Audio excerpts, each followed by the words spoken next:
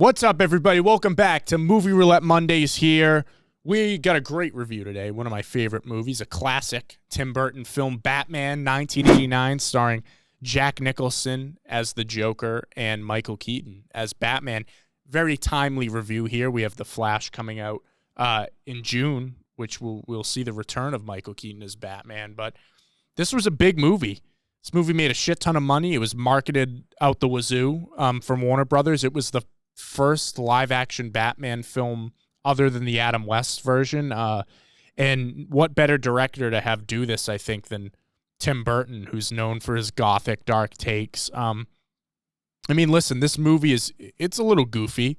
It's an 80s movie, but there's something really, I think, charming about it, and it's got such a great style. The visual elements, Tim Burton's Gotham that he constructed, all the sets are beautiful. And I just, watching this again, I grew up watching this, and watching this, sitting down the other day, Keaton's a good Batman. He's an underrated Batman, and for those people who do pick him as, like, the best Batman, he's not my pick, but I can't argue with that. He has some really great elements, and I think what he does well in this is he shows that Batman really, at the end of the day, is kind of just an insane guy. And Keaton plays that well, and obviously Jack Nicholson, We've been reviewing a few Jack films, and he's just, like, iconic in this role. We talk about Heath Ledger a lot, but Jack was he really came through in this one. What'd you think of this, Nick? Yeah, I think before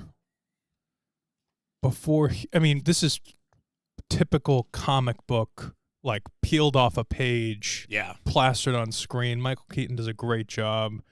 This is one of those movies that's shot in an old style of filmmaking, right? Yeah. So, like, the entire city was built inside It's just like a little corner. Yeah, but it's built inside of a Hollywood studio. Mhm. So, like, when they're outside, they're inside. Yeah. It's very interesting.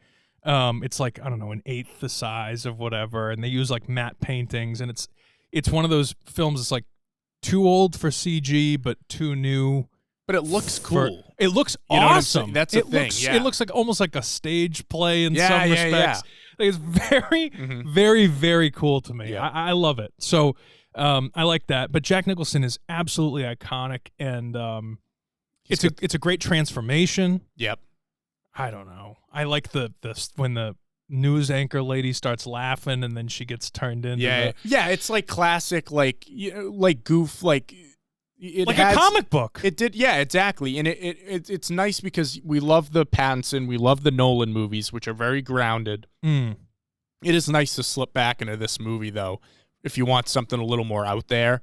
But yeah, Jack Nicholson, I mean, some of the lines, like, what the best one was when, like, Bruce is telling him the story, and he's like, yeah, like, bad seed, whatever. He's like, I like him already. Like, all those lines, don't rub another man's rhubarb. Like, it's just like only Jack could say those lines. You know? Oh, dude, absolutely. And and I think that it kind of plays on that, like, so, like, obviously all the old comic book villains, right? Mhm. Like, Penguin is based on a mobster guy, stuff like that.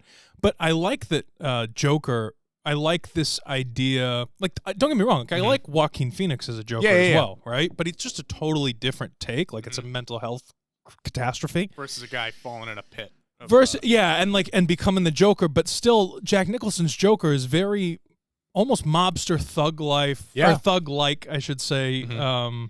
Like, he's that New York gangster, like 50s. Yeah, but, like, got a little too lost in the sauce there. Like, just went a little crazy over the edge. I remember from when I was a little kid, there's, like, a few things, when you, like, can't remember a movie, and then you go back 20 years later and watch it, you go, I haven't seen this movie in forever, right? Yeah. So one of them is Mr. Freeze, right? Arnold Schwarzenegger. Batman and Robin. Yep, and from that same movie, Poison Ivy. I'll never forget, like, seeing little clips of that, and I go, when I watch it again, I go, oh my God. Yeah. The thing that stuck out to me that I forgot was in this until we just rewatched it again was the pen in the neck thing. Yep. And I saw that, and I had this weird, like, flashback to being 6 years old, and I was like, when I was like a little kid watching, I was terrified. Yeah. I was like, oh my God. Now you watch it, and I was like kind of funny, laughing at myself being terrified at that because it looks ridiculous. But when you're 6, I mean, what are you going to do? So, The pen is indeed mightier than the sword. I was like, what a great line. Yeah. Like what? And only like anybody, in my opinion, anybody else says that, and it's cheesy. Right. Nicholson says it. Yeah. It's gold. And that's classic like comic book Joker, like make the gun with the thing. Yeah, the bang, boom, whatever yeah. it says. Yeah. 100%. Yeah. I don't know. I loved it, man. I think that like this is one of those movies that it's timeless. Mm-hmm. It's a classic.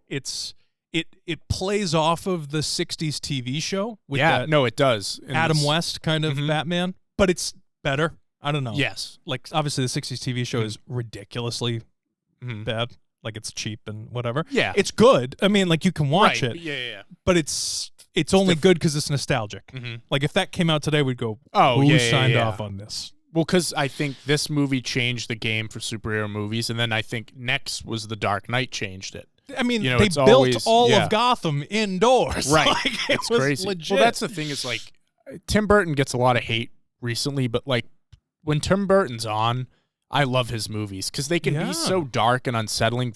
Weirdly, they're like comfortable and they're such a cool movie to watch. Well, visually, not to be like weird about it, right? But like we all do have our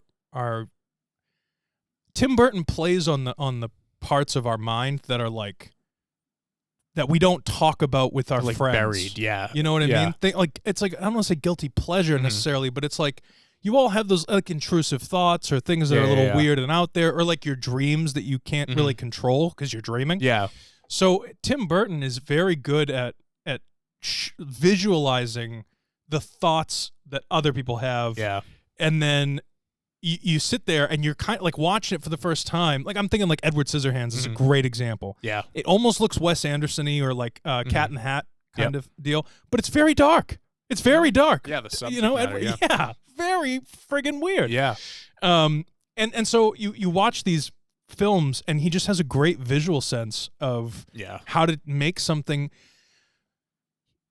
I like the way he does stuff, and I think Baz Luhrmann does a bad job of what Tim Burton is doing does really well at. That's a good comparison. If that makes sense. They do have those very elaborate looking like But Baz Luhrmann looks CG. Yeah. It looks computerized. Yeah. No, this is And Tim Burton looks like it's such a weird thing to say, but it feels like when you watch a movie like Edward Scissorhands or when you watch this movie and you're in Gotham, it's almost like you've been there before. Yeah. Like there's a weird you remember it, but you've never been there. Yeah. Does that make sense? No, yeah, I don't know. It's lived in. Yeah. But you feel a connection to these 100%. places. No, that's what I'm saying is you feel like comfortable when you're in that world. Yeah. But the subject matter is you shouldn't. Right, you exactly. Shouldn't feel comfortable. Yes. Yeah. That's funny. No, I love this movie, and Batman Returns is even darker with Danny DeVito's Penguin. That talk about something that used to creep me out when I was a kid. Yeah. When he's like floating down the river. Yeah. And the music too. The music of these Danny Elfman score is amazing. But always. What are we rating this one? You go. I'm going 4 out of 5. Yeah, for me. Yeah, it would be 4. This is a classic. It's classic 80s. Just the fucking scene with Jack prancing in the museum with the Prince song playing that they use for marketing of the movie, and he's just painting the walls. It's just it's goofy, but it's iconic, you know? Yeah, it is. I love that. I have it as our thumbnail for this one too. It's that where he's grabbed him. They're like, yeah. Love that scene. I love those, man. Have you ever danced with the devil in the pale moonlight? He's so good. He's so good. The one when he's not the Joker, like beforehand, and he has that like weird, highfalutin mob boss guy, the skinny white dude with that hair. Yeah.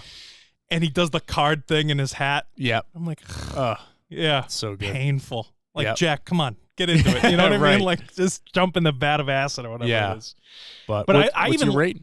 I would say 4. Right in there. Right. 4.2, maybe a little over 4, whatever. Yeah. Right in that range. You know, it takes a lot to get a 5 out of me. I know. But my the 5 that I gave was another Jack Nicholson movie. It was One Flew Over the Cuckoo. We love Jack. Dude, Jack Nicholson's great. He is. He's really good. Well, let's see what we're watching next week, guys. You got a color pick? Batman. I'm going with orange.